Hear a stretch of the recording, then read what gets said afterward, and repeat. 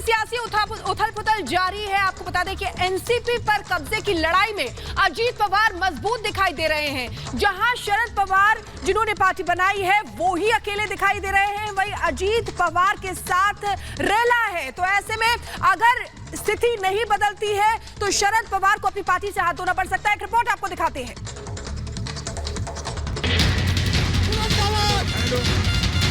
अजीत दादा संघर्ष करो। चाचा पर भारी पड़ा भतीजा।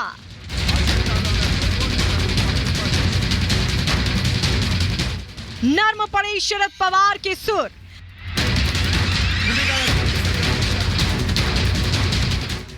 अजीत पवार ने मजबूत किया गढ़।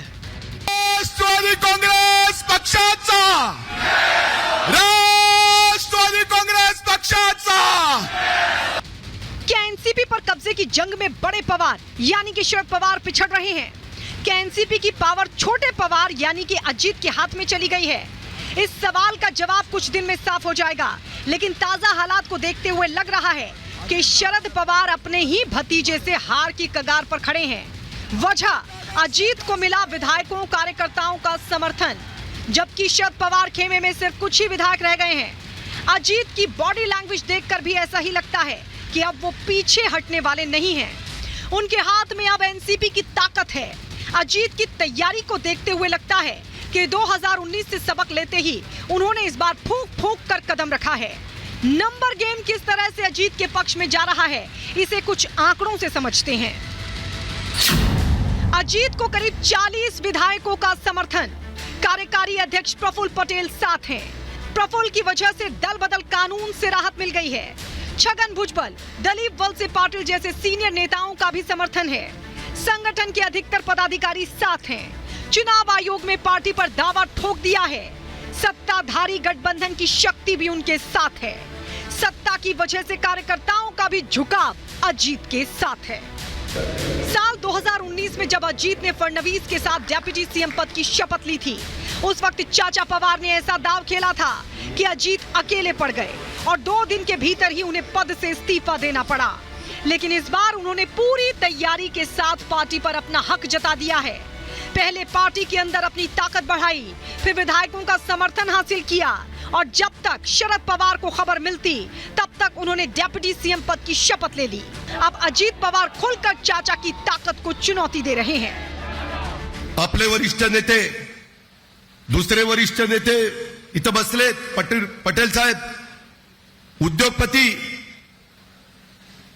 भाजपचे वरिष्ठ नेते, मी देवेंद्र फडणवीस। अनेकदा मीडिया मला विचारतो 19ला काय झालं, परंतु मला कुणाला बदनाम होऊन द्यायचं नाही।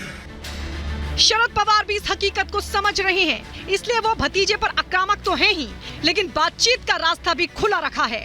मुंबई में अपने समर्थकों को संबोधित करते हुए शरद पवार ने दोहरी बातें कही। एक तरफ तो उन्होंने कहा कि अपना सिक्का ही खोटा है, तो दूसरी तरफ ये भी कह दिया कि अगर अजीत को दिक्कत थी तो मुझसे कहना चाहिए था।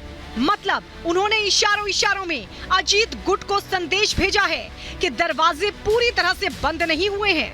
वहीं सुप्रिया सुले ने भी भाषण तो आक्रामक दिया, लेकिन अपने भाई अजीत के खिलाफ खुलकर एक शब्द भी नहीं बोला। उन्होंने पार्टी की बगावत पर गुस्सा तो जाहिर किया, लेकिन अजीत के खिलाफ व्यक्तिगत रूप से एक भी शब्द नहीं कहा। दूसरी तरफ शरद पवार के समर्थक नेता ने अजीत पवार समेत किसी भी नेता पर व्यक्तिगत टिप्पणी नहीं की। राष्ट्रवादी काँग्रेस पक्षाला का घेतले बरोबर? तुमच्या मनसेमध्ये कसं आहे, काय सांगायचं या संबंधीचं? याचा अर्थ असा आहे की हे राज्यकर्ते पाहिजे ते बोलतात, आधार नसलेल्या गोष्टी बोलतात आणि एक प्रकारचं जनमानसामध्ये वेगळं वातावरण तयार करायचा प्रयत्न करत असतात। राष्ट्रवादीचा अक्षरशः चेहरा कोण? शरद पवार म्हणतात ना, न खाऊंगा न खाने दूंगा, अब दिखाऊंगी कि आज के बाद तुमको महाराष्ट्र में खाने नहीं दूंगी। आंकड़ों के गेम में शरद पवार पिछड़ रहे हैं। ये मुंबई की शक्ति प्रदर्शन वाली बैठक से साफ ही हो गया है। शरद की बैठक में सिर्फ 12 से 13 विधायक ही शामिल हुए, जबकि अजीत के 7 विधायकों का बहुमत है। मुंबई से शुरू हुई ये जंग अब इलेक्शन कमीशन की चौखट तक जा पहुंची है। अजीत पवार ने आयोग में दाखिल की याचिका। आयोग से अपने गुट को बताया असली एनसीपी। एनसीपी के नाम चुनाव चिन्ह पर ठोका दावा। अजीत ने 40 से ज्यादा विधायकों का किया दावा। संगठन के लोगों पर भी अजीत गुट का दावा। शरद गुट ने भी आयोग का दरवाजा खटखटाया। मंत्री बनने वाले 9 विधायकों को अयोग्य करार देने की मांग। हमारे साथ कितने लोग हैं ये हम समझते हैं 53-9 ये हमारे साथ है। हमें किसी पे अन्याय नहीं करना चाहिए और हम उनको पूरा मौका देंगे वापस आने का। इस पूरे सियासी खेल में प्रफुल्ल पटेल अजीत गुट के तुरुप का इक्का साबित हो रहे हैं। प्रफुल्ल पटेल का अजीत को मिला समर्थन ही गेम को पलटने में अहम भूमिका निभा सकता है। शरद ने 1 महीने पहले ही प्रफुल्ल को एनसीपी का कार्यकारी अध्यक्ष बनाया था। कार्यकारी अध्यक्ष के तौर पर प्रफुल्ल अजीत के साथ हैं, जिसका खामियाजा अब शरद गुट को भुगतना पड़ सकता है। प्रफुल्ल का समर्थन अजीत को बड़ी जीत दिला सकता है। दरअसल एनसीपी के कार्यकारी अध्यक्ष हैं प्रफुल्ल पटेल। कार्यकारी अध्यक्ष के तौर पर अजीत को समर्थन। प्रफुल्ल के जारी आदेश कानूनी तौर पर जायज हैं। नियमों के तहत ही काम कर रहा है अजीत गुट। कार्यकारी अध्यक्ष के आदेशों का पालन कर रहा है। अजीत समर्थक विधायक को दल बदल कानून का खौफ नहीं है। चुनाव आयोग में प्रफुल्ल का लिखित समर्थन अहम है। कुछ दिन पहले तक शरद के बेहद करीबी प्रफुल्ल पटेल भी अब किसी भी सूरत में पीछे मुड़ने के मूड में नहीं दिख रहे हैं। इसका सबूत उस समय मिला जब उन्होंने खुद शरद पवार से आशीर्वाद देने की अपील कर डाली। पार्टी के बहुसंख्यक आमदार और पार्टी के वरिष्ठ नेता और पार्टी के जन सामान्य कार्यकर्ताओं की इच्छा का वो आदर करे और जो भी कुछ अभी ये एक प्रकार से हमारे हिसाब से कोई बात नहीं है, मगर एक प्रकार से जो एक चित्र जो नजर आ रहा है ये समाप्त हो जाए और उनका आशीर्वाद हम पर, सब पर और पूरी पार्टी के ऊपर हमेशा बना रहे।